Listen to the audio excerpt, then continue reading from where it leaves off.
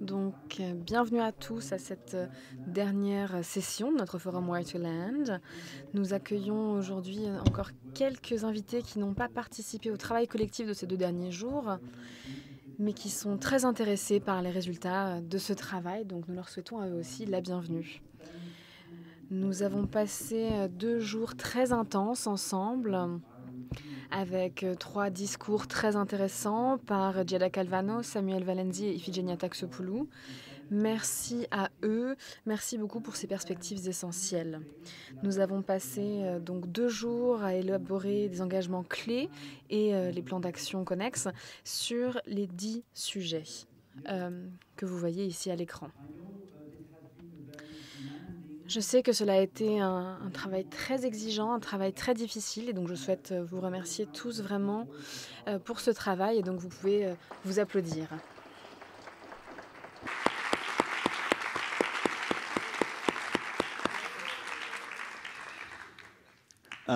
For this closing session, each group Pour cette session de clôture, chaque groupe a choisi un ambassadeur. Il me semble que certains ont choisi plusieurs ambassadeurs. Vous pouvez les rejoindre sur la scène, il n'y a pas de souci. Donc vous avez 5 minutes pour présenter un engagement clé, un engagement radical et les actions associées. Après ces présentations, nous donnerons donc la parole à Christelle Gilabert. Christelle est une journaliste indépendante, spécialisée dans les questions liées à la transformation écologique et la transition écologique, moins familière avec le secteur de la culture, mais c'est précisément aussi pourquoi sa perspective peut être intéressante pour nous. Enfin, après cette synthèse faite par Christelle Gilabert, nous voudrions tout simplement ouvrir la discussion sur les prochaines étapes, qu'est-ce qui va se passer ensuite après avec Where to Land, ce qui aurait du sens pour vous si nous réfléchissons à maintenir et animer une initiative européenne sur ces questions spécifiques. Donc, je vais tout simplement commencer maintenant avec les présentations de chaque atelier. Qui présente pour le workshop 1 ? Il me semble que vous n'êtes pas seul. Vous présentez tout seul ? Prenez un micro.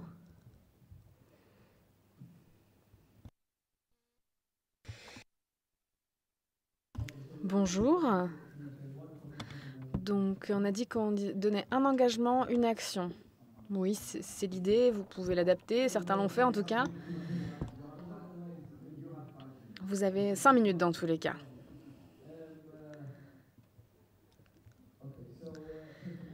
Donc, tout d'abord, nous avons reconnu que tous nos engagements devraient être soutenus et reconnus par les institutions et les organisations, que nous avons besoin d'un contexte financier. Quand on parle de motivation et de mobilité, nous, on doit s'intéresser à l'échelle, à la motivation, aux raisons et au contexte. Donc voilà le cadre de nos engagements.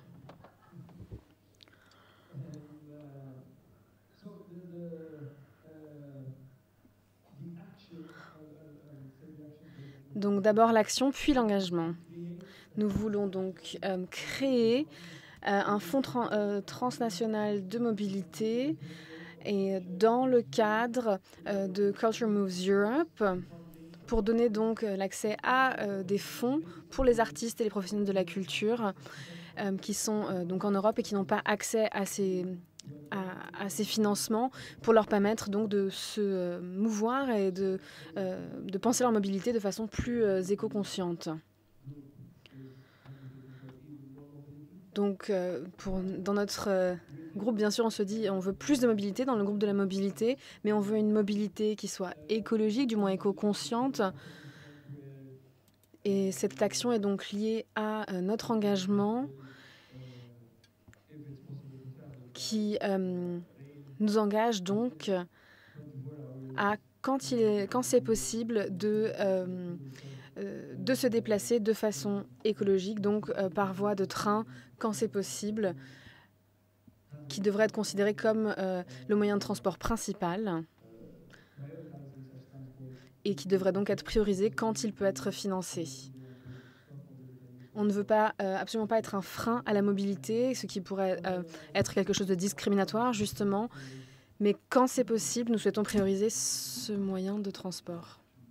Il vous reste 2 minutes et demie. Donc, un de nos engagements radicaux était de demander vraiment aux institutions les plus hautes de produire ou de choisir un nombre X qui est encore à définir de gares avec des connexions transnationales, donc, et de commencer à investir vraiment dans cette mobilité et dans la mobilité par rail et non par avion, afin qu'on puisse travailler, dormir et voyager par train de façon confortable et qu'on puisse utiliser vraiment ce moyen de transport de façon optimale. On pense aussi qu'il faudrait peut-être un forfait pour les voyages en train en Europe.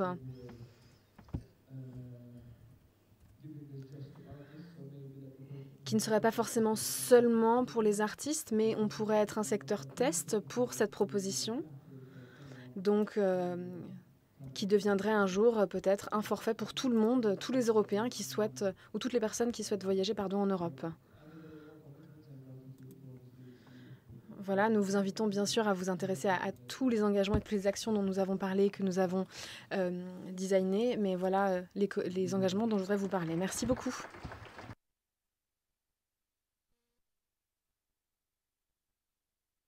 Qui est l'ambassadeur du groupe numéro 2 ? C'est Samuel. Donc Samuel, le groupe numéro 2, la mobilité des publics. Bonjour à tous. Donc tout d'abord, merci à mon groupe parce que moi je ne voulais pas présenter à la base. Mais ils ne m'ont pas laissé de choix, donc merci beaucoup au groupe, bravo. Donc je vais le faire et je suis ravie de le faire. Et donc je voudrais commencer par remercier mon groupe dans tous les cas parce que j'ai passé de très belles journées avec vous. C'était très intéressant de parler de tout ça avec vous. Donc nous avons parlé de la mobilité des publics. Et notre premier engagement que nous avons fait ensemble était de mesurer et de comprendre la mobilité des publics. Et donc il nous faut des outils à partager pour mesurer cette mobilité. La base de notre travail est que nous ne pouvons pas vraiment régler un problème qui n'a pas encore été défini. Donc nous recommandons donc des études de la mobilité des publics et des rapports publics sur ces sujets, afin d'avoir une base pour notre problème. Je sais que je suis censée donner un engagement, mais c'est pourquoi je vais en présenter donc 2. Deuxième engagement, nous voulons donc encourager l'utilisation de moyens de mobilité actifs et à basse émission carbone, pardon. Donc, c'est ainsi c'est une façon de dire qu'on veut que ces moyens de transport deviennent plus sexy. Nous avons réfléchi à toutes les solutions, le covoiturage, comment gérer les vélos, les recharger les batteries, etc.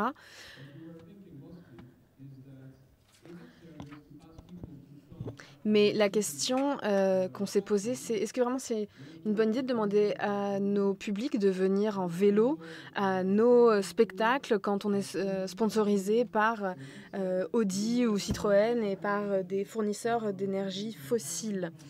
Donc, on devrait tout simplement plus proposer ou expliquer à nos publics de venir par avion. On devrait tout simplement dire que ce n'est pas possible, on devrait le bannir. On veut bannir aussi les sponsors venant d'entreprises fournisseurs d'énergie fossile, ainsi que les entreprises dans le domaine des avions, de l'automobile, etc. Et je vais rajouter une dernière chose avant de finir, Herman. C'est un problème systémique. Donc, se concentrer sur la mobilité des publics, eh bien, ce n'est pas assez large comme problème. Il faut s'intéresser, il faut se poser la question à un monde dans lequel les artistes bougeraient plus que les publics. Il faut, si on réfléchit à abandonner par exemple la clause d'exclusivité pour les artistes, alors on imagine un monde où il y a un autre problème de mobilité, ou bien le problème se posera différemment.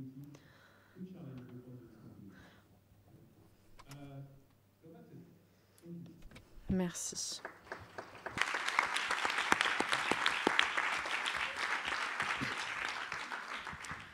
So I understand Caro is doing the report for the workshop on buildings and energy.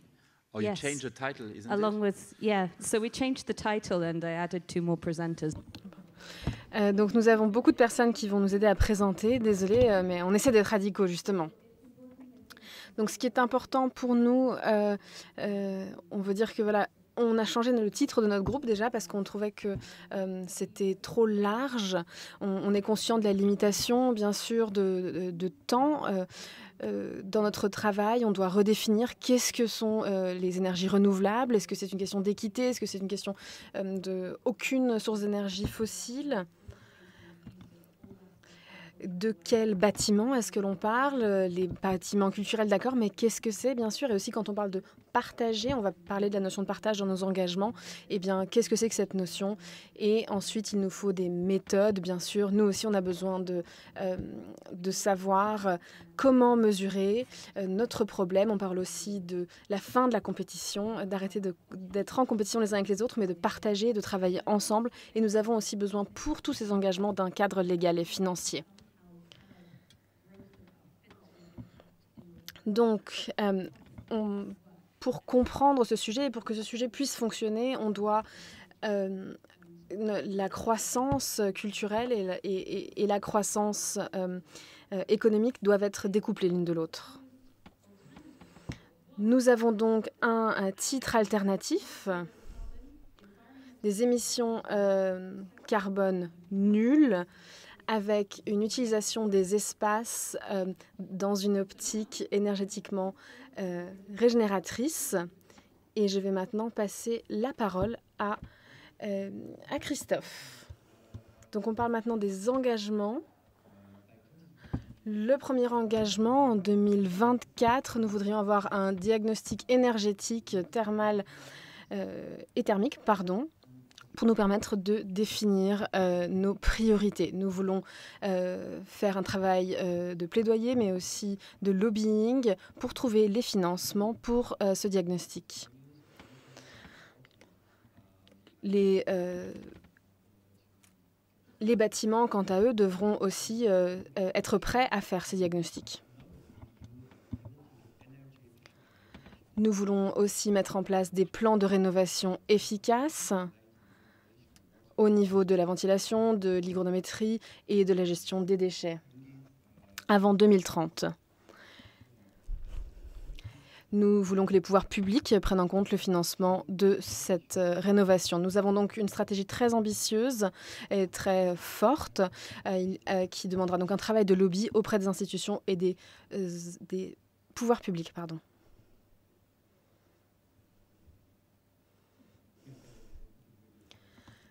Je pense que ça serait un petit peu trop long. Est-ce qu'on dit le deuxième? Est-ce que tu souhaites dire le deuxième? On ne va pas tous les lire, mais je vais vous en donner un deuxième. Un ou deux de plus, que l'on considérait comme des priorités. Donc nous souhaitons établir un consortium dans tous les secteurs qui permettrait de faire un achat centralisé d'énergie venant de sources renouvelables. On pense vraiment que dans le secteur de la culture, on a un vrai levier d'action à ce niveau-là, dû à notre consommation d'énergie. Et on pense vraiment qu'on peut changer beaucoup de choses à ce niveau-là quand on pense au public et aux personnes qui vont utiliser cette énergie. Et quand on parle ici de bâtiments, on a posé la question des nouveaux bâtiments. Les nouveaux bâtiments culturels pourraient être nécessaires pour une question d'équité et d'égalité culturelle. Ils devraient cependant être approuvés et financés dans un cadre éco-conscients, ils doivent être efficaces, basés sur une politique renouvelable, et donc être des bâtiments éco-conscients. On ne peut pas dire qu'il n'y a pas besoin de nouveaux bâtiments, parce que si on est dans une région où il n'y a pas de bâtiments culturels, eh bien c'est tout simplement injuste. Mais il faut que ces nouveaux bâtiments soient construits de manière durable.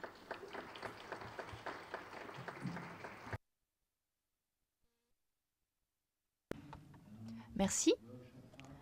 Pour le groupe 5, la création artistique et les nouveaux narratifs. Ou peut-être le 4 d'abord. Désolé, on l'a oublié. Donc le groupe 4 sur l'économie circulaire et l'éco-design.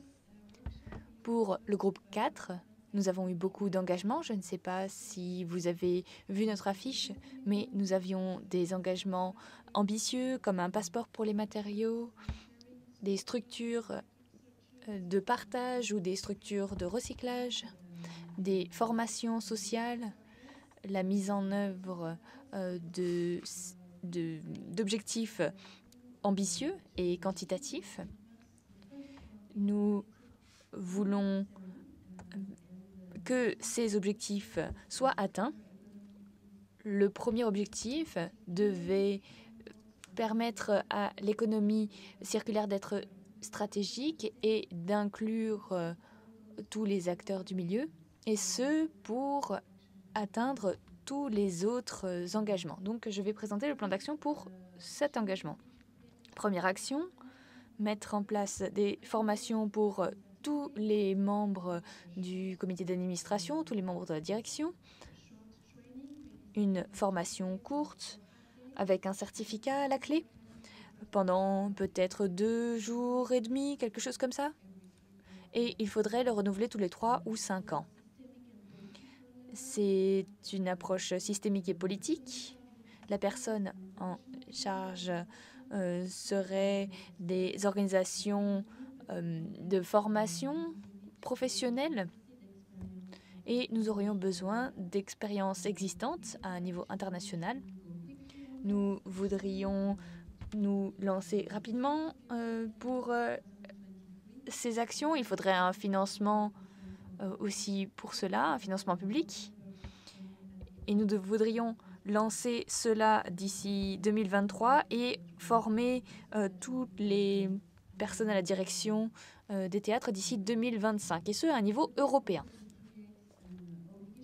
Nous voulons également une obligation de formation pour les directeurs artistiques pour obtenir des financements publics.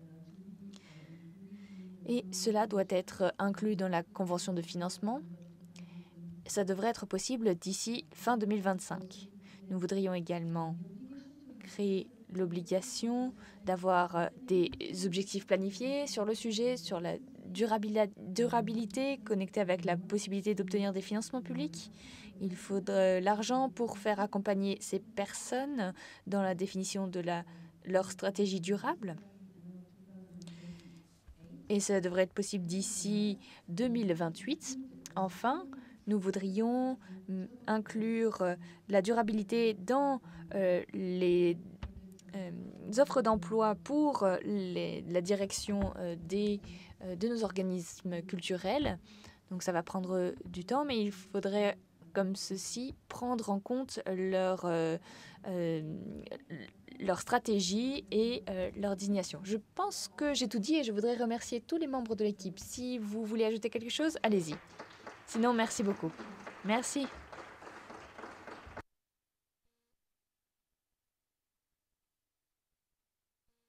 Merci à tous les groupes, bien sûr.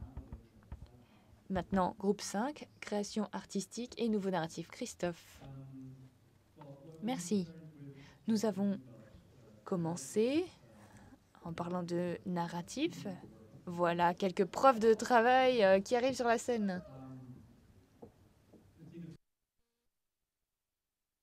Premier point en termes de narratif que nous devions aborder, c'est le récit de la situation écologique, parce que nous étions insatisfaits de la manière dont les catastrophes économiques étaient caractérisées comme une crise climatique. C'est en fait une crise écologique. Donc nous avons redéfini cela. C'était notre point de départ. Et après, tous les narratifs produits dans le champ artistique devraient répondre à ce narratif et inclure la situation écologique. Donc nous avons la crise du gaz, le changement climatique, le problème des gaz à effet de serre, pardon, et le fait aussi que l'espèce humaine prend trop de place sur la planète. Cela nous a permis d'ouvrir le champ des discussions.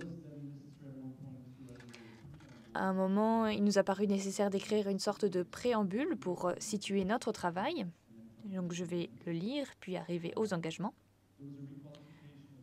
Il y a une requalification des engagements en manifeste qui nous semble mieux adaptée. La création artistique et les pratiques artistiques ainsi que les nouveaux narratifs. Préambule. C'est une alternative à l'activité extractive. Ce manifeste est écrit par un groupe de professionnels dans le spectacle vivant avec des artistes, des directeurs, des penseurs réunis dans ce monde. Nous avons pris en compte une nouvelle perspective, mais nous tentons de surmonter nos biais et dans la société occidentale. Faites en sorte que votre activité soit en lien avec la lutte contre le changement climatique. Nous nous concentrons sur l'art comme une qualité qui peut être intégrée dans une série de disciplines, de secteurs et de communautés.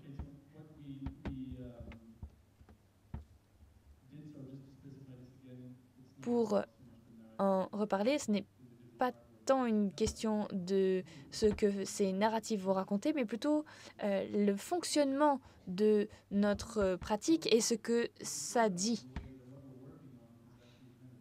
Nous travaillons en quelque sorte sur une taxonomie des pratiques artistiques, une façon différente de fonctionner qui devrait être développée, encouragée et soutenue.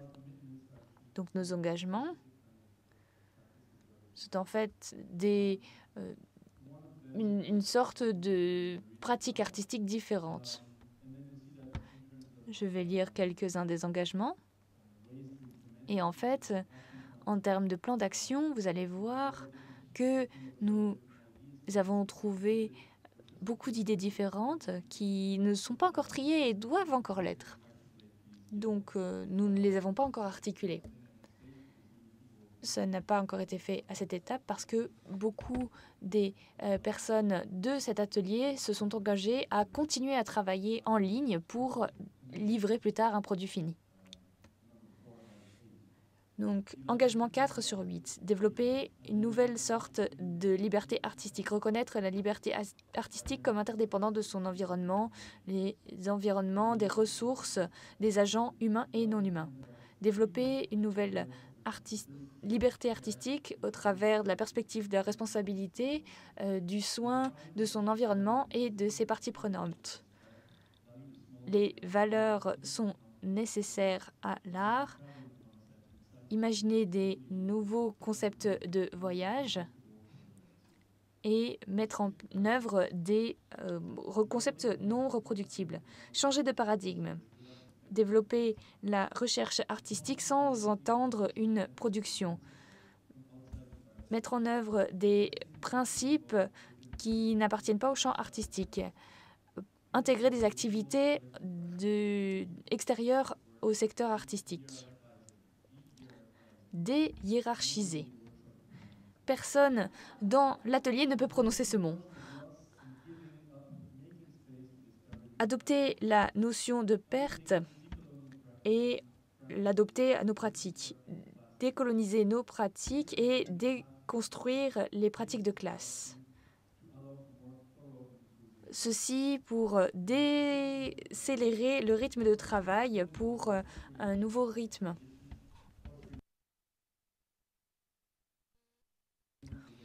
Encourager le partage des institutions, de la propriété des institutions et l'inclusivité. Merci.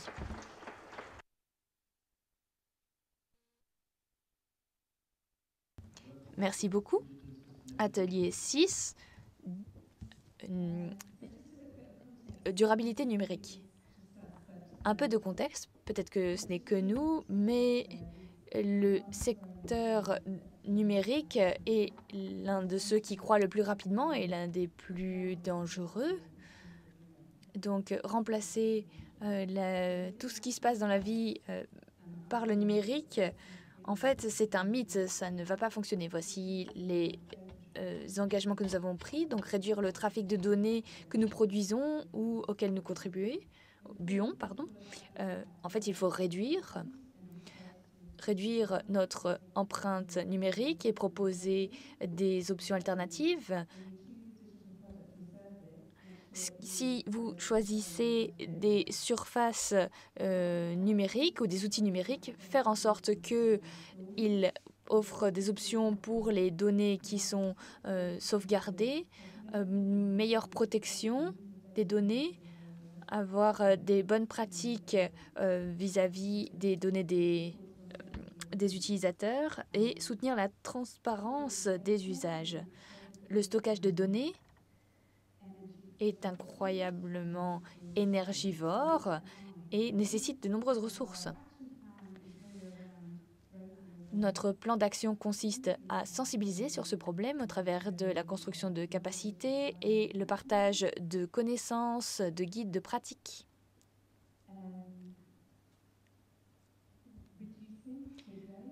Donc, réduire le contenu vidéo et culturel, réduire le mouvement entre l'image et la vidéo, et ça se passe actuellement, de l'image à la vidéo, et ça a un impact sur les performances en public. Réduire les données sur les plateformes vidéo. Pensez au stockage.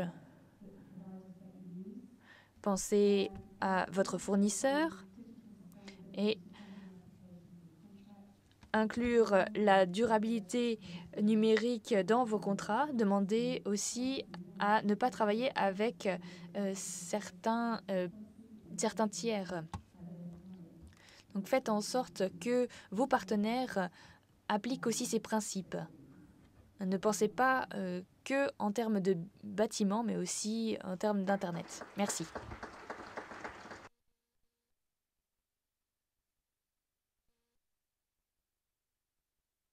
Est-ce que je peux ajouter quelque chose? On a un peu de temps encore.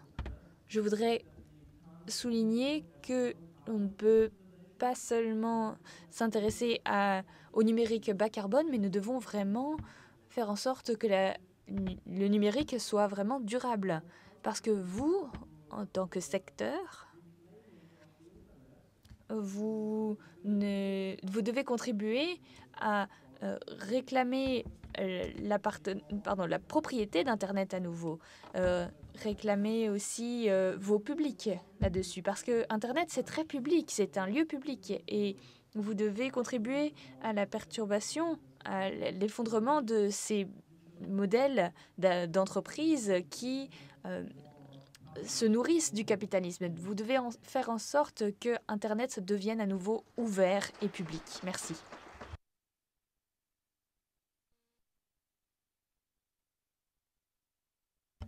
Atelier 7, évaluation des impacts, méthodologie et choix d'approche.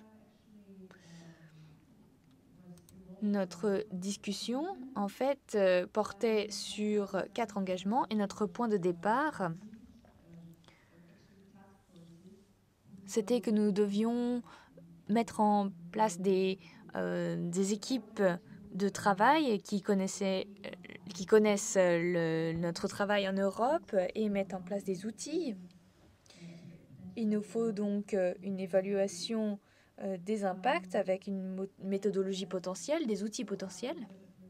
Donc après un certain temps, nous aurions ce cadre-là et une série d'outils qui peuvent être appliqués dans un contexte pas seulement limité aux émissions de gaz à effet de serre, mais qui soit aussi complet que possible et ce serait au groupe de travail de regarder cela plus en détail. Autre engagement, créer un organe institutionnel de formation et d'augmentation des capacités pour l'organisation du secteur, mais également un organisme qui pourrait surveiller ceci. Donc beaucoup de nos discussions portaient sur le bâton et la carotte. Qu'est-ce qui devrait être obligatoire? Qu'est-ce qui devrait être volontaire? Vous pouvez peut-être en parler. Basé sur le cadre qui a été présenté, donc tous ces incitants, toutes ces formations, l'engagement le plus radical qu'on avait, c'était faire en sorte que pour les acteurs des spectacles vivants, d'ici 2026,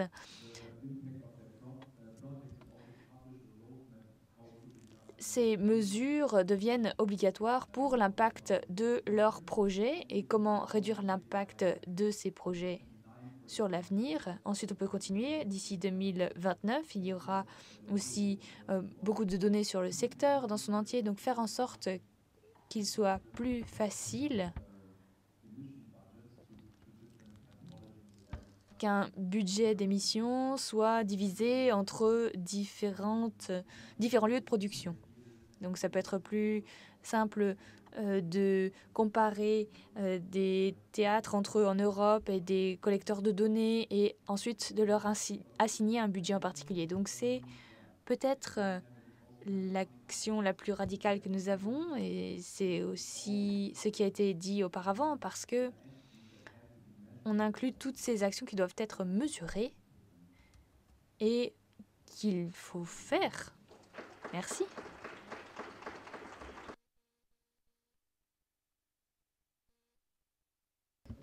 Merci. Atelier 8, la formation des acteurs. Ça fait drôle d'être ici parce qu'il y a 13 ans, j'étais pour la première fois sur la scène du Maillon et j'étais ambassadrice de mon pays. Et maintenant, j'ai été nommée par mon groupe pour être à nouveau ambassadrice. Donc c'est amusant. Je vais commencer.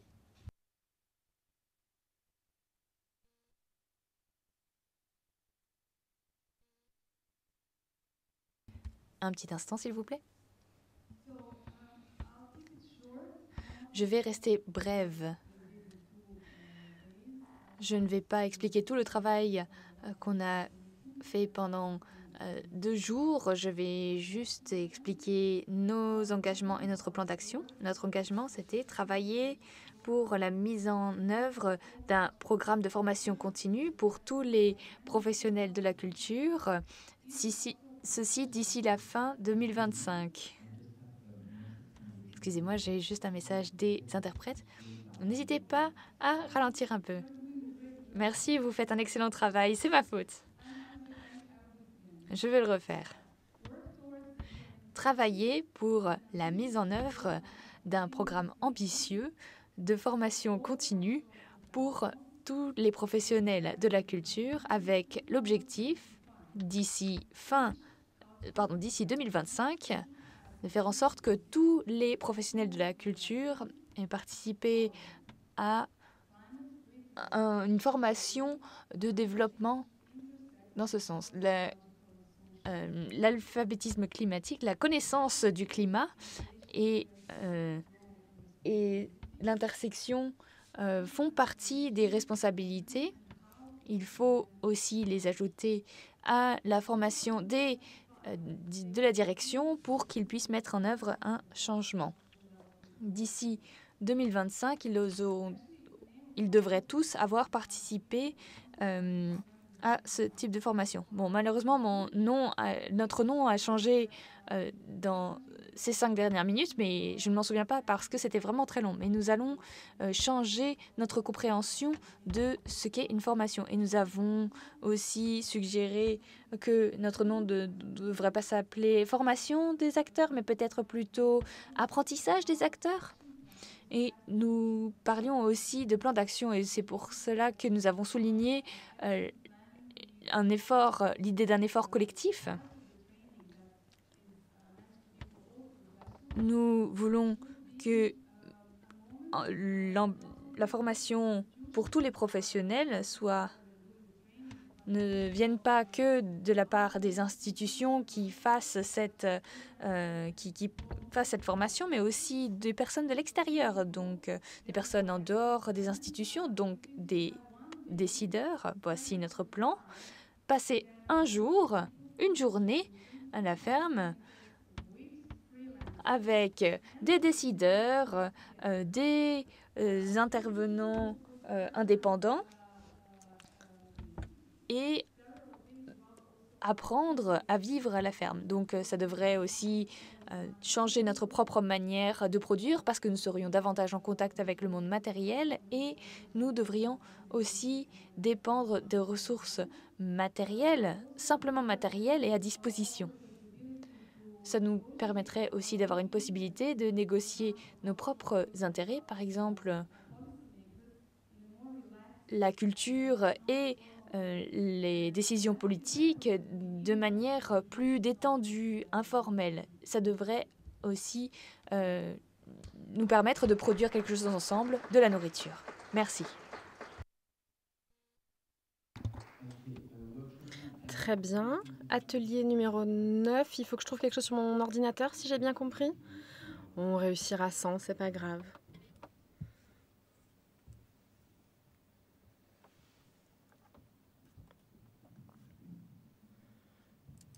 Workshop 9 was about... Donc l'atelier numéro 9 était sur la sobriété, mais aussi un peu sur la pâtisserie. On va vous parler de donuts. Donc la sobriété est un problème transversal. On ne voulait pas vous proposer des engagements, mais plutôt vraiment des actions avec le même engagement qui est donc de baisser nos émissions de carbone. Nous avons assemblé ensemble dans notre groupe, donc nous souhaitons nous engager dans une même direction. Nous avons finalement décidé de nous intéresser plus aux actions qu'à l'engagement. Avec donc une évaluation universelle et simple de l'impact social et carbone, et de développer donc un outil pour cette évaluation, avec notamment l'outil du donut. Pourquoi le donut? Eh bien parce que c'est un graphique qui est dans la forme d'un cercle. Le but donc de ce graphique est de mesurer l'impact de notre activité. C'est donc la première chose que nous souhaitons développer, donc un outil d'évaluation de l'impact social et l'impact carbone, afin de pouvoir avancer et de créer des politiques publiques. Ce donut serait donc la base des 3 autres actions et qui se connecte aussi aux mesures dont on a parlé dans le groupe 7. Donc, deuxième action est qu'une chose très importante est que les groupes de financement se mettent d'accord sur les critères pour que nous mettons tous ensemble au travail afin qu'avant 2030, nous ayons baissé de 80% de nos émissions de carbone. Et tout cela dépendra bien sûr des systèmes de financement et des financeurs. Et c'est à eux, ou plutôt c'est à nous tous ensemble, de trouver les critères qui fonctionneront le mieux, car nous savons très bien que nous devons baisser nos émissions de 80%, mais ce n'est qu'une question d'argent finalement. La troisième action que nous avons proposée est un comité interdisciplinaire autonome, qu'on appellerait donc le comité de Carbon Production Donut, donc le donut de la production carbone. car il y a forcément des personnes qui ont un certain pouvoir dans toutes nos organisations, mais nous pensons que nous devons travailler tous ensemble et pas seulement de façon individuelle, car cela peut sembler impossible. Ce n'est pas aux personnes tout en haut de l'échelle de dire ce qu'il faut faire, mais bien il faut que les informations viennent d'en bas et remontent vers le haut. La quatrième action est donc de baisser l'empreinte carbone détournée avec plus de coopération et moins de prestige, moins de compétition entre nos structures culturelles, en partageant donc des plannings et des dates jusqu'à 2 ans à l'avance, dans un rayon de 200 km, c'est ce que l'on propose du moins, pour faire baisser donc les émissions carbone et donc la charge carbone. Nous voulons donc travailler ensemble dans un réseau. Nous voulons créer un réseau pour partager toutes ces informations et toutes ces données pour bien partager, donc les tourner et réduire nos émissions de carbone. Merci.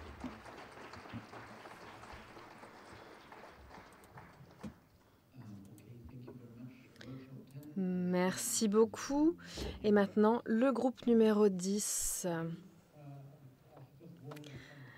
Merci. Je vais prévenir les interprètes que j'ai rajouté quelque chose au discours que j'avais prévu. Donc, nous étions un groupe qui s'intéressait particulièrement au niveau donc politique.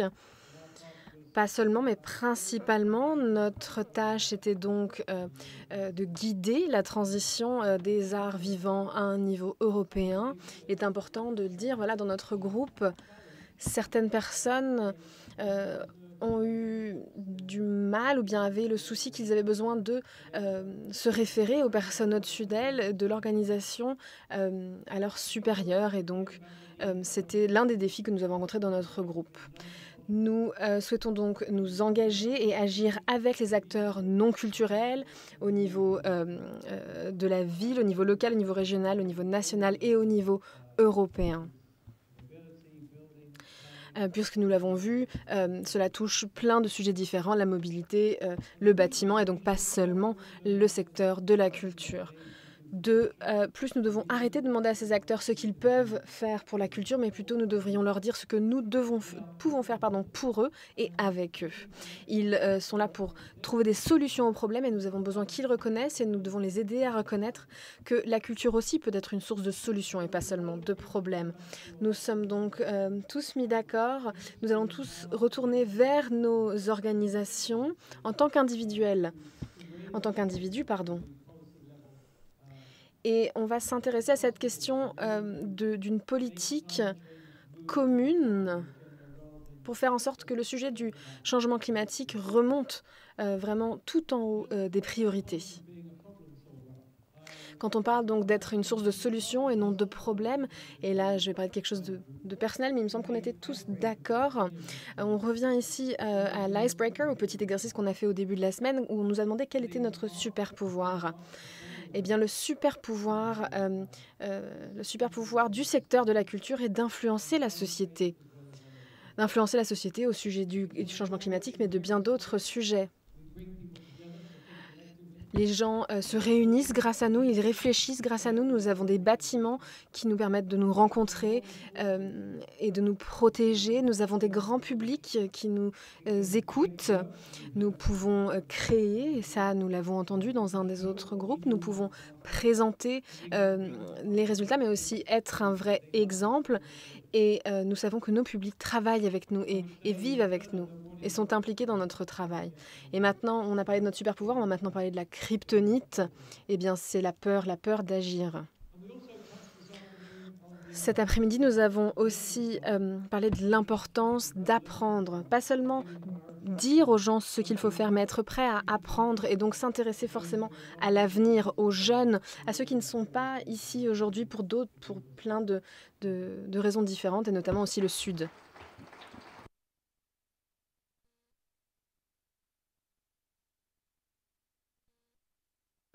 Merci beaucoup. Vous pouvez rester sur la scène. Je pense que c'est une bonne manière pour nous d'échanger. J'ai maintenant invité Christelle Gilabert, qui, comme je l'ai dit, est donc une journaliste indépendante qui a passé donc 2 jours avec nous, qui a observé notre processus, nos discussions et qui va nous donner aujourd'hui sa perspective sur notre travail. Vous parlez en français ? Donc bonjour à toutes et tous. Je pense que vous m'avez vu courir et marcher un petit peu partout depuis ces 2 jours en se demandant qu'est-ce que je pouvais bien faire. Je suis vraiment ravie d'être ici, d'avoir pu partager ces 2 jours avec vous et de découvrir ce joli monde qu'est celui de la culture et des arts du spectacle vivant. Merci encore à Camille et à Herman de m'avoir invitée et de me faire confiance pour vous donner ces quelques mots de la fin qui, j'espère, vous apporteront un petit quelque chose. Quand on pense à la culture, on pense souvent aux mots, aux images, aux représentations ou encore aux émotions qu'elle nous donne et qu'elle nous fait traverser. Des imaginaires, des représentations et des rencontres qui s'inscrivent dans nos têtes et dont on ignore et dont on oublie souvent, voire complètement, tout ce qui s'y trouve derrière. Les infrastructures, les équipements, le matériel, les personnes, les mouvements. Toutes ces choses dont il est encore si difficile de comprendre le coût, l'empreinte ou l'énergie et que nous devons impérativement changer. La culture, comme tous les autres secteurs, s'est prise ce que l'on peut appeler le mur de la réalité, le mur de sa propre matérialité. Mais je vous rassure, vous n'êtes pas les seuls. Permettez-moi de vous dire, et j'en suis désolée, que malgré votre inventivité, malgré votre créativité, sur ce coup-là, comme tous les autres secteurs, vous êtes comme tout le monde. Et il est temps pour vous, comme pour tout le reste de la société, qui, après un envol démesuré, doit donc réapprendre à redescendre pour pouvoir se réancrer et retrouver le chemin de la soutenabilité. Alors, évidemment, après avoir posé ce constat-là que vous connaissez tous et que vous partagez toutes et tous, j'imagine, je me suis donc posé 1001 questions sur ce que j'allais bien pouvoir vous dire de toute cette expérience. Comment apporter une conclusion à ce qui n'est en réalité qu'une petite introduction. Alors, parmi tout ce que j'ai pu observer, entendre ou ressentir à vos côtés, je vous propose simplement de m'arrêter sur 3 mots. 3 mots qui ont fortement résonné en moi pendant ces 2 jours et demi et qui, je pense, pourraient ou même devraient continuer à vous accompagner dans la suite de ce projet. Le premier mot auquel je pense, c'est celui de la radicalité. Un mot que je suis agréablement surprise d'avoir croisé ici. Parce que j'ai plutôt l'habitude de croiser dans ce genre de grandes messes ou de grands événements des mots comme efficacité, innovation. Et celui de radicalité est plutôt associé, je le vois plutôt d'habitude dans les mondes du militantisme ou alternatif. Donc j'étais très contente de voir que aujourd'hui, même dans des moments un peu plus institutionnels ou formels, on pouvait enfin oser le mot de radicalité. Vous avez même osé vous attaquer dans l'un de vos ateliers à un autre mot, et que dis-je, même un gros mot encore beaucoup tabou dans les discours politiques ou médiatiques, qui est celui de la décroissance. Alors pour ça, bravo à vous et bravo à l'atelier numéro 9. Il m'a montré que vous étiez prêts à bifurquer, à inventer et à vous lancer et à vous libérer, des schémas compétitifs et productifs dans lesquels nous sommes tous soumis à cause du système politique et économique dans lequel nous sommes. Mais malheureusement aussi, comme vous avez pu l'expérimenter, vouloir s'attaquer à la radicalité, c'est aussi plonger les mains dans le cambouis, c'est aussi s'attaquer aux racines de nos activités et de nos problèmes. Et qui dit racines, dit nœud, dit tension, dit contradiction, dit friction. Enfin bref, toutes ces joyeusetés que nous allons devoir démêler, réagencer et réarticuler. Le second mot que j'ai pu croiser à plusieurs reprises aussi dans les discours ou dans mes conversations avec vous, c'est celui de l'humilité. Celle dans laquelle vous avez aussi fortement puisé pour vous réunir ici et travailler pendant ces 2 jours. Cette humilité qui permet d'admettre que nous nous sommes trompés depuis longtemps, de moteur, de direction, de destination. Cette même humilité qui permet aussi de reconnaître toute notre vulnérabilité face aux enjeux qui nous incombent, mais aussi toutes les inégalités et les identités et les grandes disparités auxquelles nous sommes confrontés pour pouvoir résoudre ce problème. En nous obligeant plus que jamais à s'écouter, à se tendre la main et à s'allier pour pouvoir avancer. Cette humilité aussi, c'est celle qui permet d'avouer en fait que finalement, face à cette immense tâche, nous sommes perdus et sans repère. Et que face à l'ampleur et la complexité de cette tâche, nous allons nécessairement, encore et devoir toujours expérimenter et surtout nous tromper et accepter cela. Parce que le plus important reste encore d'essayer, même si les solutions, les méthodes ne sont pas forcément les bonnes. Et enfin, le troisième mot que j'aimerais que l'on retienne de ces 2 jours et demi, c'est celui de la ténacité. Celle dont vous avez fait indéniablement preuve pendant ces 2 jours et dont vous allez avoir encore grandement besoin pour continuer, car en fait, tout ne fait que commencer.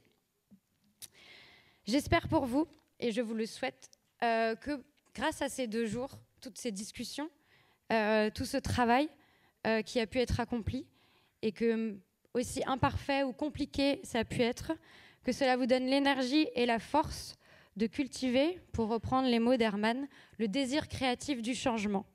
Et pas n'importe quel changement, celui d'un nouveau rapport au vivant, celui d'un nouveau rapport aux autres et celui d'un nouveau rapport au monde. Bref, le voyage de cet atterrissage va être long. Il va être semé d'embûches. Il va être plein de secousses, de violentes turbulences. Mais ce que je nous souhaite et ce que je vous souhaite à tous et tous, c'est un très joyeux atterrissage. Merci.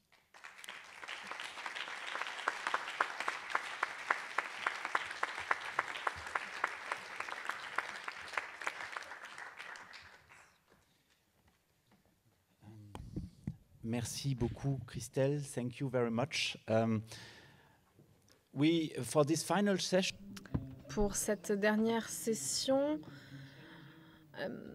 au cours des derniers jours, nous avons continué à l'adapter, à la changer, en réfléchissant un peu aux difficultés que nous avons rencontrées au cours de ces 2 jours. Donc on prend ce mot d'humilité dont on vient de parler. Eh bien, je souhaite, moi, être humble et ouvrir la discussion. Et j'espère que cette discussion sera ouverte et bienveillante. Il me semble qu'il nous reste à peu près une demi-heure pour parler des prochaines étapes. Moi, j'y ai beaucoup réfléchi au cours des 2 derniers jours. Quelles sont les prochaines étapes? Qu'est-ce qu'on peut faire maintenant? Et maintenant, je peux le dire encore une fois, Where to Land, ce n'est pas une organisation, ce n'est pas une structure. C'est une initiative donc, avec plusieurs partenaires qui ont lancé un dialogue. Donc une initiative qui s'est vraiment reposée sur, je pense, sur ma volonté et sur mon énergie. Et le futur de cette initiative est totalement ouvert et inconnu.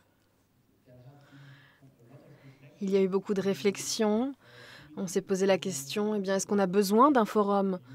Est-ce qu'on a besoin d'un projet européen pour continuer à partager ses connaissances au niveau européen? Ou bien est-ce qu'on devrait redescendre à un niveau national et se rapprocher donc du sol et de l'endroit concret où les choses vont se passer? Bien sûr, il serait logique, si nous souhaitons continuer, que cette initiative reste collective et partagée. Donc, je voudrais ouvrir la discussion, tout simplement. Si vous avez des choses à dire, si vous avez des idées, n'hésitez pas à les partager. Nous avons des micros, quelque part, en haut à gauche, en bas à gauche, pardon. Il me semble qu'il y en a à droite aussi. Donc, Voilà, est-ce que quelqu'un souhaite prendre la parole?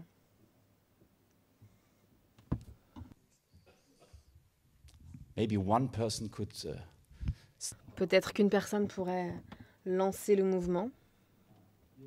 Ici, Sophie.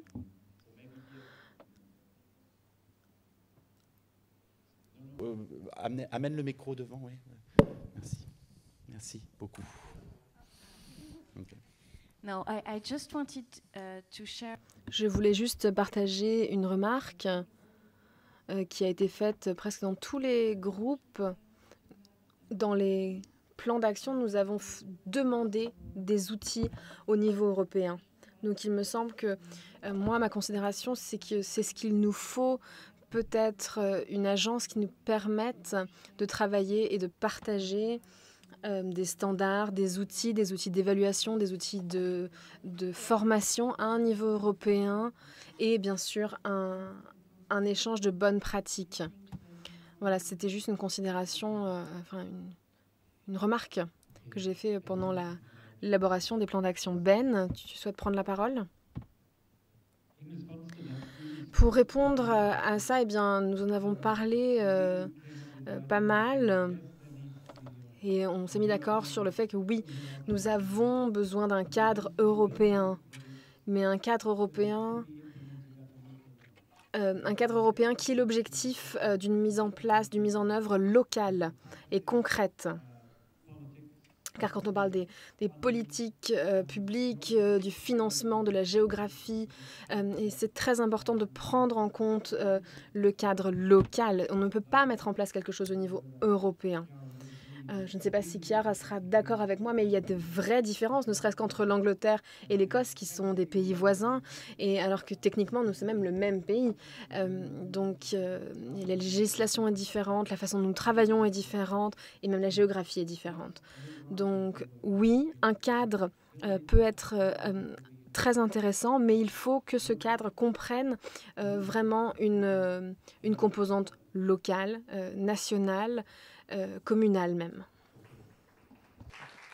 Christophe would like to react, and then you. Christophe souhaite prendre la parole, puis à vous. Je pense que quelque chose de très basique, eh bien, c'est qu'il est temps. Il est temps de se mettre au travail. Cela dépend bien sûr de la position dans laquelle on est, mais on a besoin de temps. Et ici, on a un vrai luxe, des conditions de luxe, donc les coûts ont été remboursés, on est même presque payé pour venir ici, donc il faut vraiment pouvoir garantir que ce type de travail puisse continuer à se faire. Ce n'est pas quelque chose qu'on peut faire à côté du travail que l'on fait. Oui, bien sûr, on s'engage, mais si on veut s'engager, il faut avoir le temps de le faire. Donc, pour faire en sorte que, par exemple, dans notre workshop, nous nous sommes engagés à finir notre travail, mais nous avons besoin de plus de temps pour nous permettre de vraiment réfléchir à ce dont on a parlé et à trouver des solutions. Certaines personnes sont engagées, nous sommes prêts à le faire sur 1 ou 2 semaines, mais nous ne pourrons pas le faire complètement parce qu'on n'a pas ce temps. Et donc le temps, je pense que c'est le premier outil dont nous avons besoin.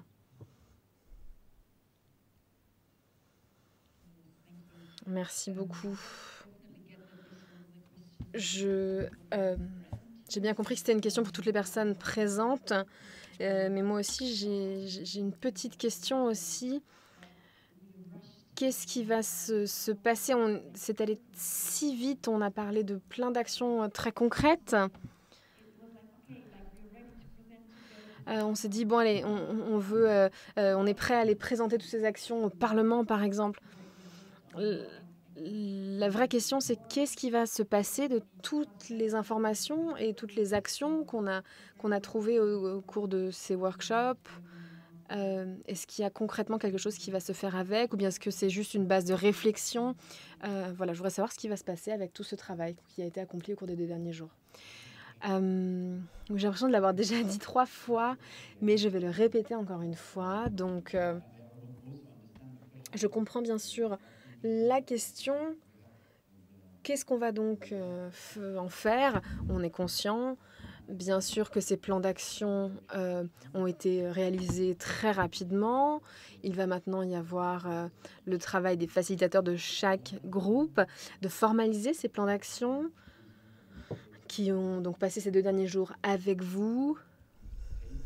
Et donc je pense qu'ils vont, parce qu'ils ont passé tant de temps avec vous, ils seront vraiment, vous pouvez leur faire confiance pour représenter vraiment vos idées. Mais donc avec le travail qui a été fait aujourd'hui, ce travail va être contextualisé pour aussi en reconnaître peut-être les problèmes, les faiblesses, la question de la diversité notamment. On a parlé voilà, du manque de personnes jeunes, on est un public très blanc. Et alors à ce moment-là, il faudrait commencer à parler, bien sûr, avec d'autres régions du monde. Il y a énormément de limites et de faiblesses. Toutes ces informations-là, toutes ces questions-là seront représentées dans le rapport. Et on va essayer donc de synthétiser, bien sûr, ces informations et les travaux des différents ateliers. On va prendre les textes aussi des personnes, des orateurs, des discours. Et donc d'abord, la première étape, ça va être de rassembler toutes ces informations. On va vous les envoyer. Tous les participants y auront accès. Et nous les enverrons bien sûr aux organisations professionnelles, aux parties prenantes, aux politiques, afin qu'ils voient un peu ce témoignage de notre travail. Ensuite, la question, qu'est-ce qui va se passer? Qu'est-ce qui va en être fait? Eh bien, comme vous l'avez entendu, on en est au tout début. Bien sûr, ça fait des années, des dizaines d'années qu'on travaille sur le sujet, mais on est au début de notre travail à nous. Donc je pense qu'il faut être conscient que ce travail ici, c'est la base de plus de travail avec les politiques à d'autres niveaux. Nous souhaitons être honnêtes, bien sûr, de nos limites, ne serait-ce qu'au niveau du temps dont nous avons pu parler aujourd'hui. Qu'est-ce qui va se passer donc avec toutes ces informations? Eh bien, la réponse, c'est que je ne sais pas. Il y a encore 2 questions ici. Peut-être c'est bien de se présenter rapidement.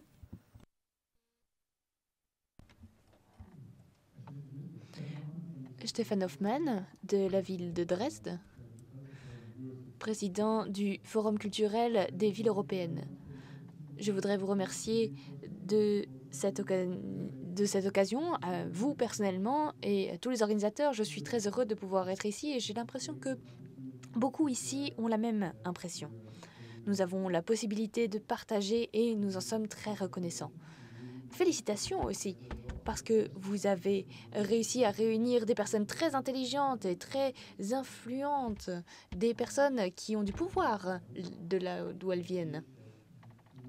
Donc, j'espère que vous ne perdrez pas ce souffle, cet élan que vous avez eu avec cette conférence. Alors, je ne sais pas ce qui va se passer après, mais en tout cas, il y a assez d'expertise ici pour continuer à en parler. Pour moi, ce qui était clair ces 2 derniers jours, c'est que nous savons ce qu'il faut faire. Toutes ces recommandations, tous ces engagements sont extrêmement clairs et précis. Ils existent déjà depuis longtemps. Iphigénie nous a parlé des années 90, c'était déjà le cas. Mais nous savons tous que maintenant, il faut transcrire cela en action politique urgente, et c'est ce qui doit être fait. Non, l'élan que vous avez peut-être avec ce forum pour que cela continue. C'est mon observation. Merci.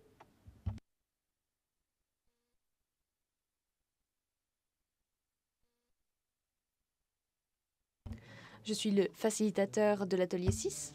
Dans mon groupe, on avait besoin d'un rapport, mais aussi davantage d'informations, peut-être de recherches supplémentaires sur différents aspects, de la numérisation, en tout cas dans mon exemple. Donc peut-être qu'il faut un acteur européen qui fournisse et partage des connaissances sur la durabilité, sur différents sujets, et surtout, dans mon cas, il n'y a pas tant de différence entre les différents pays, parce que dans le monde numérique, il n'y a pas vraiment de frontières. Vous avez différentes juridictions et réglementations, mais les infrastructures numériques sont pratiquement les mêmes, quel que soit votre pays. Donc, il faudrait davantage d'informations, de principes qui nous guident, et ce serait intéressant pour tous les pays, pour toutes les organisations culturelles. Je sens aussi beaucoup d'énergie, beaucoup d'envie d'agir. Certains de mes participants ont déjà pris des captures d'écran et les ont envoyées à leurs relations publiques, en tout cas la personne en charge des relations publiques dans leur équipe, en disant « Ah, j'ai besoin de faire ça et ça ». Donc je pense vraiment qu'il faut éduquer davantage le secteur, partager des connaissances et faire en sorte que nous agissions.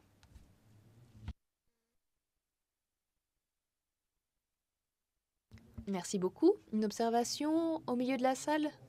Et Nicolas aussi a un micro. Avec les traductions, je vais pouvoir parler en français. Donc Nicolas Dubourg, je suis le président du Syndéac, qui est un des co-organisateurs de ces 2 jours. Et c'est la question clé, en fait, de savoir qu'est-ce qu'il en reste et qu'est-ce que chacun d'entre nous va pouvoir en faire. Donc, je vais parler juste à l'endroit de cette organisation, qui est une organisation employeur qui réunit environ 500 adhérents, structures et équipes artistiques en France.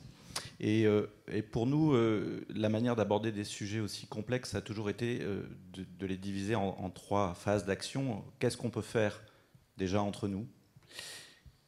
Qu'est-ce qu'il faut changer au niveau du système de la gouvernance ? Et enfin, qu'est-ce qui va nécessiter une réforme législative ou des moyens financiers ? Pour arriver à bâtir un plan comme celui-là, évidemment, une organisation syndicale a besoin de consulter ses membres, a besoin de travailler sur des sujets, ça prend énormément de temps. Et souvent, sur la question de la transition, on a, et c'est revenu plusieurs fois pendant ces quelques jours, l'impression de réinventer le fil à couper le beurre. Alors ici, on disait plutôt la roue, mais en français, on aime bien le beurre, c'est pour ça. Donc le sujet, c'était ça. C'était de se dire comment on peut accélérer, sachant que si à chaque fois, on réinvente les mêmes solutions, ce n'est pas la meilleure manière d'accélérer, et qu'on a vu à travers ces 10 ateliers que beaucoup de réponses, finalement, sont à peu près fixées. C'est-à-dire qu'on commence à vraiment voir où on doit aller. Et quand une organisation va devoir s'engager sur des points, alors elle va pouvoir amender, parce que c'est la réalité, notamment des positions internes et des enjeux de chacun des membres. Mais on aura déjà une base de travail qui, à mon avis, est assez solide et qui va nous permettre d'accélérer. L'autre point sur lequel on a travaillé, ça a été la question de la gouvernance.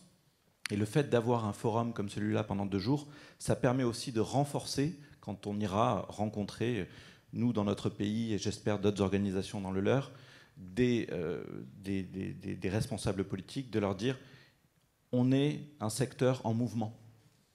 Le secteur est en mouvement. Moi, j'ai entendu ce qui a été dit tout à l'heure qui disait on a mis du temps à réagir. C'est vrai, c'est assez incroyable. Et je me rappelle de notre discussion, Herman, il y a 1 an, où on se lamentait sur le fait que le secteur n'était pas en mouvement. J'ai l'impression que le mouvement s'accélère. Voilà, il y a une accélération du mouvement.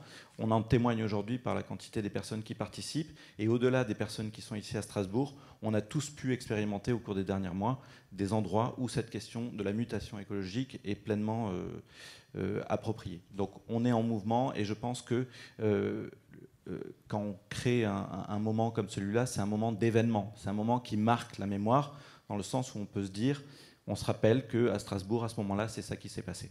Et donc, la suite, et vraiment, je m'inscris dans ce qu'a dit Stéphane du réseau Eurocities tout à l'heure, la suite, ça va être toutes les actions, en fait, que chacun d'entre nous, à partir des connexions qu'on a créées ici, vont pouvoir mettre en place. Moi, j'espère précisément qu'on va pouvoir travailler dans un aspect local, parce que c'est effectivement là que va se travailler la mutation écologique, mais que de temps en temps, quand on aura besoin d'accélérer au niveau européen, eh ben les réseaux qui se sont constitués ici seront des outils qu'on va pouvoir entretenir à l'avenir. On a dit ça dans notre atelier, c'est qu'on n'a peut-être pas besoin de créer de nouveaux networks, de nouveaux réseaux.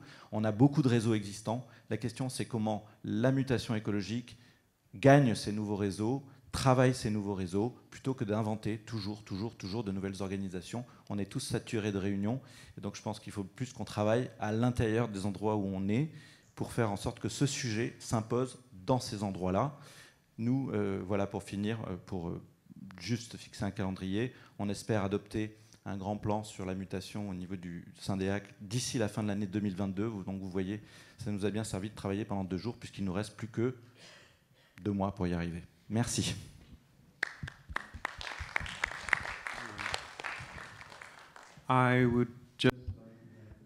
Je voudrais ajouter qu'il y a eu beaucoup de questions sur le nous, comme l'a dit Herman.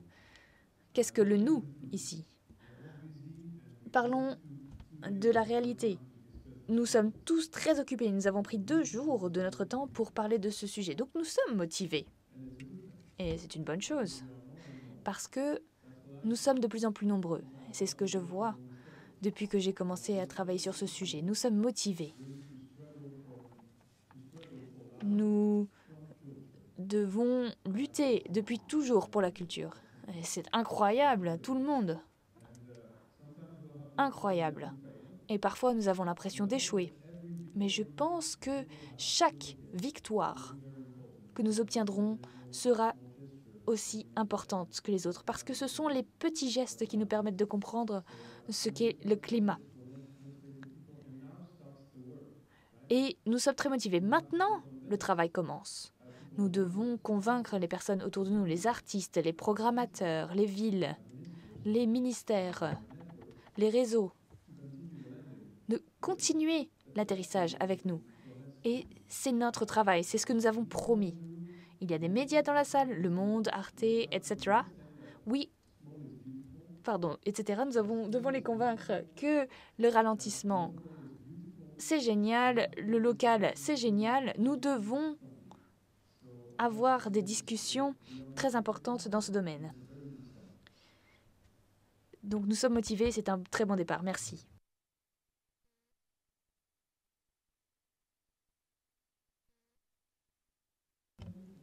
Merci beaucoup, je m'appelle Ulrike Kunner. Je suis directrice de l'association autrichienne du spectacle vivant. Et nous sommes aussi en contact très proche avec le ministère, avec les responsables sur place. Je voudrais dire qu'au niveau très pratique, j'ai eu des informations très pratiques ici sur la numérisation dans notre groupe sur le numérique. J'ai envoyé un message à mon ministère pour dire qu'il nous faudrait des financements, que nous avons besoin de formation aussi, que nous allons nous organiser avec nos outils numériques, sur la façon aussi dont intégrer ces outils numériques et pour la mise en œuvre de critères sur le financement à l'avenir. Mais en tout cas, j'attends la réponse, mais c'est fait. Donc tenez-nous au courant. Merci. Stéphane, salut. Up there. Bonjour, excusez-moi en français encore. Voilà. Je pense à ce qu'a dit Christophe sur le temps, sur la question du temps. Comment on dégage des marges de manœuvre du temps pour travailler ces questions qui sont essentielles. Et donc je repense à ce que disait Bruno Latour pendant le confinement, c'est quelles activités nous faisons aujourd'hui qui sont soit dangereuses, soit inutiles, soit superflues. Et je pense que c'est aussi une sorte d'introspection, de choses qu'il faut regarder aujourd'hui sur ce que nous faisons au quotidien. Que faisons-nous aujourd'hui de dangereux pour le secteur, pour les autres, ou de superflu? Par exemple, est-ce que nous avons besoin d'autant de reporting de nos activités pour bien travailler? Et je pense que c'est intéressant de se pencher aussi sur notre activité actuelle et de ce dont on peut se débarrasser pour trouver les marges et le temps pour se consacrer à l'essentiel. Voilà. Donc il y a ce travail-là aussi à mener. Oui, merci. Bruno Cochet. Bonjour à tous. Donc Bruno Cochet, je dirige un théâtre dans la banlieue parisienne et je suis adhérent au syndicat national des scènes publiques. On sait qu'on doit jouer notre rôle dans la construction des imaginaires de l'ensemble de la population. Mais à mon sens, on doit aussi travailler sur notre propre imaginaire et sur notre propre représentation de nos professions, puisqu'on l'a dit à de nombreuses reprises, le changement, il doit être systémique. Et ce système, aujourd'hui, en fait, il répond à des injonctions qui peuvent être aussi bien issues de la profession que issues d'objectifs politiques. Et si on veut plus de sobriété et beaucoup de coopération, je pense qu'il faut vraiment que l'on s'interroge nous-mêmes sur nos propres fonctionnements et sur nos propres réflexes professionnels quand on construit des projets. Et avoir, enfin, je pense que le maître mot, c'est au niveau local de construire des coopérations, au niveau des réseaux, de construire des coopérations, parce que c'est comme ça qu'on arrivera à changer notre propre système. La plus grande, je pense que la chose la plus difficile, c'est de se changer soi-même, en fait. Voilà. Oui. Can you give a mic here or take a mic? Thank you. One small comment. First of all, juste un petit commentaire. Donc c'est une très belle initiative. Merci beaucoup. Il y a vraiment des gens qui viennent de plein de structures différentes. Et c'est un bel endroit pour partager. Je pense que le forum, s'il y a quelque chose où le forum pourrait avancer, many solutions we came up with are dependent on others, not the performing art. Nous avons reconnu que toutes les solutions sont interdépendantes. Et donc le secteur créatif est plus grand, plus important que seulement les arts vivants, la télé, bien sûr les films, les jeux vidéo, etc. C'est un très grand secteur pour être vraiment efficace, pour influencer. Nous parlons des bâtiments, mais on oublie les musées, on parle de la digitalisation, on ne parle pas des jeux vidéo, la numérisation, pardon. Nous oublions donc vraiment des parties de notre secteur qui sont peut-être encore plus influencées par ces questions que le monde des arts vivants. Donc il faut concevoir vraiment l'économie culturelle dans son entièreté et peut-être pas se reposer seulement sur notre tout petit secteur. Quand on parle, par exemple, des trains, de la question des trains, de la mobilité, eh bien, c'est une question qui intéresse bien plus de monde que seuls les artistes des arts vivants. Ne serait-ce que quand on se pose la question de la diversité. Moi, je viens ici d'une île, on est vraiment un tout petit groupe, presque tous blancs. Clairement, il y a un grand effort à faire. Mais alors dans ce cas, il faut parler de la diversité du secteur culturel. Nous sommes un secteur immense, ne serait-ce que dans le rôle que nous jouons vraiment dans le PIB national à l'échelle européenne. C'est une urgence, oui, mais pas seulement pour nous. Si vraiment l'incendie était lancé, s'il y avait le feu ici, chacun aurait un rôle différent. Quelqu'un appellerait les pompiers, quelqu'un irait chercher de l'eau, quelqu'un peut-être essaierait de l'éteindre avec du sable ou chercherait l'extincteur. Mais donc chacun a un rôle différent à jouer. Chacun tout le monde n'a pas un seau d'eau à jeter sur le feu, mais tout le monde peut faire quelque chose, tout le monde peut participer. Et nous avons besoin, plus on est de monde, plus on aura un impact important. Moi, la question que j'ai quand j'entends ça, c'est, si on veut vraiment atteindre nos objectifs, il faut réfléchir à la question des alliances. Ma question, si on veut une numérisation durable, est-ce qu'il faut s'intéresser aux jeux vidéo? Est-ce qu'il faut travailler avec eux? Très bien.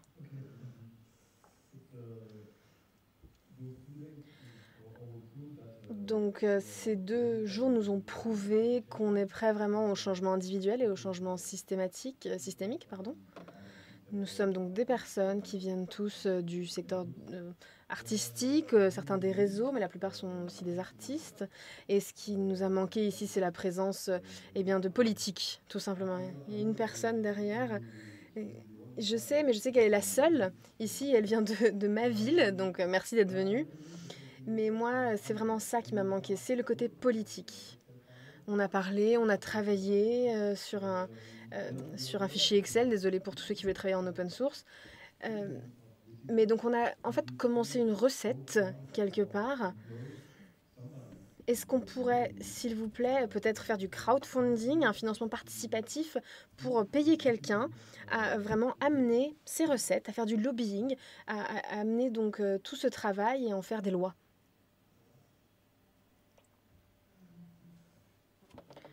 Faire en français si vous voulez bien. Donc, j'apprends que je suis la seule élue de cette assemblée, ce qui est un peu intimidant, un peu vaguement inquiétant aussi, parce que dans un forum où il est question de savoir comment on lutte contre le dérèglement climatique, d'une part, avec évidemment les aspects de développement durable qu'il ne faut pas minimiser, c'est-à-dire les questions économiques et la question sociale. On sait que le coût de l'inaction climatique, il a une question sociale. Et moi, comme élu, comme membre d'une majorité municipale qui est composée avec des gens qui appartiennent au Parti socialiste, des gens qui appartiennent au Parti communiste, moi-même qui suis une écologiste, comment est-ce qu'on travaille, c'est-à-dire comment est-ce qu'on a soumis un programme à des citoyens qui sont nos électeurs et comment on remplit nos engagements. Donc là, il y a quelque chose de très important.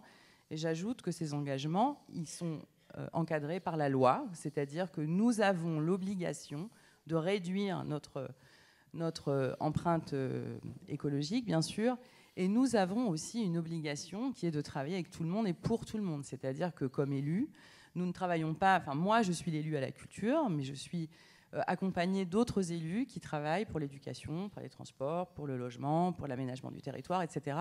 Et on ne peut pas désolidariser la culture, évidemment, de l'ensemble de ces éléments. Au contraire, je souscris absolument à l'idée selon laquelle la culture est prescriptrice, c'est-à-dire qu'elle dit le monde tel qu'il est, le monde tel qu'il va advenir, et que le message, parce qu'il c'est un message sensible, c'est un message qui porte. C'est le super pouvoir de la culture que nous évoquions dans l'atelier dans lequel nous étions. Mais ce que je voudrais dire aussi, c'est que tout ça, ça doit passer par un processus démocratique. Et que lorsque, la semaine dernière, avec Stéphane Hoffman de Eurocities, nous avons rassemblé le Forum Culture Eurocities à Lille, il y a un certain nombre de villes qui se sont engagées à travailler ensemble sur des actions tout à fait concrètes parce qu'elles sont des financeurs, elles sont des pourvoyeurs de fonds, elles ont la capacité d'agir. Et le terrain local est très important, évidemment. Ça n'empêche pas que le travail en réseau, évidemment, permet d'amplifier. Ce que je veux dire par là, c'est que dans les actions concrètes que nous avons définies, il y a d'abord le fait de mesurer, de nous doter d'indicateurs, de nous doter d'une démarche à suivre et d'avoir des objectifs qui soient très précis, qui soient chiffrés, qui soient quantifiés. Pourquoi je dis ça ? Simplement parce que nous travaillons avec de l'argent public et que c'est la responsabilité des décideurs politiques d'utiliser correctement l'argent public. Et en l'occurrence, la lutte contre le dérèglement climatique et pour la justice sociale, parce que les deux vont ensemble, ça fait partie des engagements qui sont les nôtres. Voilà, pardon de le dire avec un peu de solennité, mais je pense que tout le secteur, enfin tous celles et ceux qui sont ici ont évidemment ça en tête, mais pour nous, décideurs politiques, nous devons pouvoir nous appuyer sur un secteur qui est inspirant et sur lequel nous avons aussi à nous appuyer. Ok, merci. There was a question there. C'est une remarque, je vais le faire aussi en français. C'est une chanson de Brassens qui reprenait donc Paul Faure qui disait toutes les joies, tous les soucis, les amours qui durent toujours, on les retrouve en raccourci dans nos petites amours d'un jour. Et moi, pas trop vite, vous pouvez la refaire doucement pour... Toutes les joies, tous les soucis, des amours qui durent toujours, on les retrouve en raccourci dans nos petites amours d'un jour. Désolée, chère traductrice, pour... voilà. Mais en tout cas, j'avais besoin de dire ça par rapport à cette question du temps. J'ai eu l'impression qu'on était très bousculés ici, mais je dis ça de manière très bienveillante et gentille et amicale. On était bousculés, on avait des fichiers à remplir, on avait des commitments, des engagements, mais j'ai trouvé ça extrêmement stimulant. Et parce que du coup, on a vécu, on a traversé vraiment peut-être le processus que Nicolas Debourg évoquait en parlant des phases du projet, la consultation, etc. C'est-à-dire que d'une certaine manière, on a vu la chose du début jusqu'à sa fin, d'une certaine manière. Tous les groupes n'ont pas forcément réussi à aller jusqu'au remplissage de ce fichier Excel, et certains l'ont fait partiellement, etc. Mais je trouve que c'était très très très bien et très stimulant de voir la méthodologie de ça. Et du coup, je me sens un peu... Je reviens sur la question du temps, alors que vous avez engagé, Madame, un autre débat. C'est pour ça que j'étais ici. Je voulais prendre le micro parce que ça allait un peu avec ce que disait le collègue. On a maintenant tous les outils. Avec cette méthodologie, on a vraiment les moyens peut-être d'aller plus loin en ayant une vision globale de big picture, comme disent les anglophones, du processus tel qu'il peut être conduit et comment on peut après se rencontrer de nouveau pour mener ça plus loin. Voilà, c'était juste un commentaire et voilà, pour remercier aussi les organisateurs pour cette expérience. Ok, il nous reste 5 minutes, on va réussir à finir à l'heure, ce qui est incroyable. Et voilà.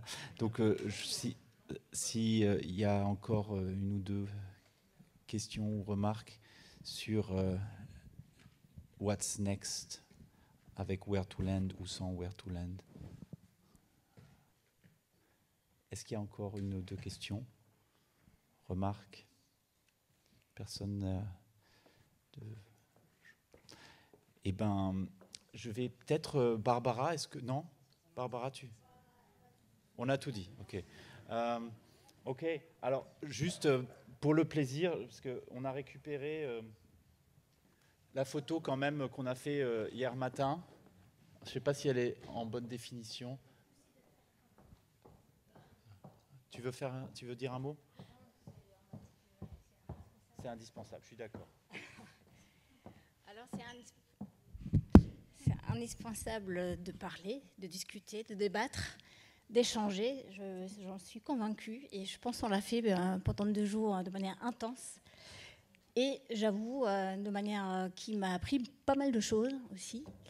Même si j'ai beaucoup couru entre le côté un peu plus organisationnel, la participation à un atelier, j'espère que je ne vais pas trop perturber l'atelier avec mes petits moments d'absence malgré tout.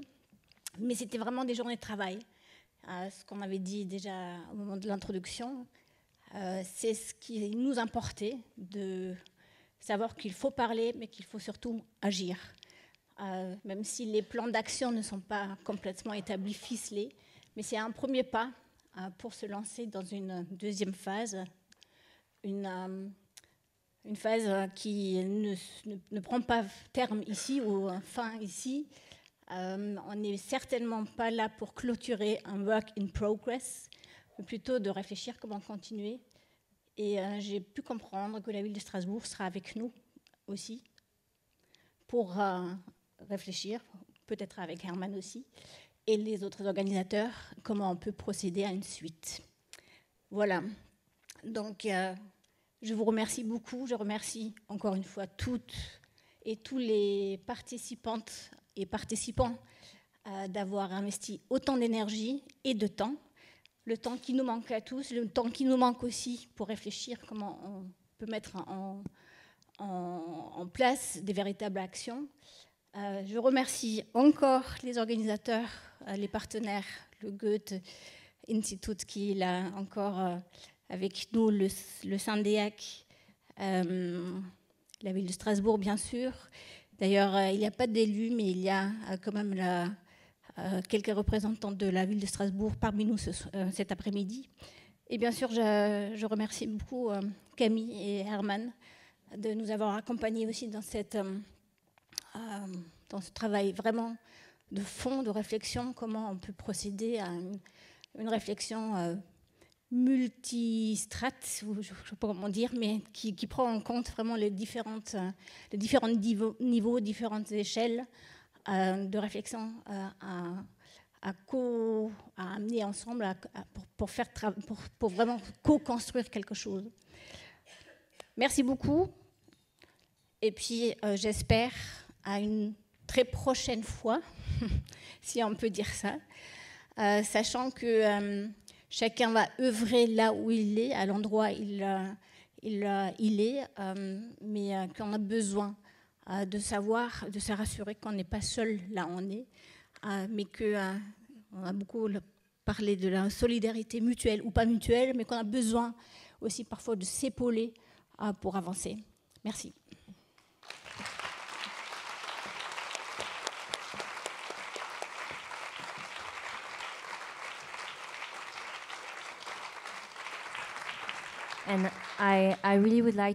Et je voudrais donc remercier tous les facilitateurs. C'est un travail qui est vraiment difficile et vous avez réussi vraiment à prendre en compte toutes les questions techniques, les questions émotionnelles qui ont pu se faire dans vos workshops. Donc merci beaucoup pour ce travail.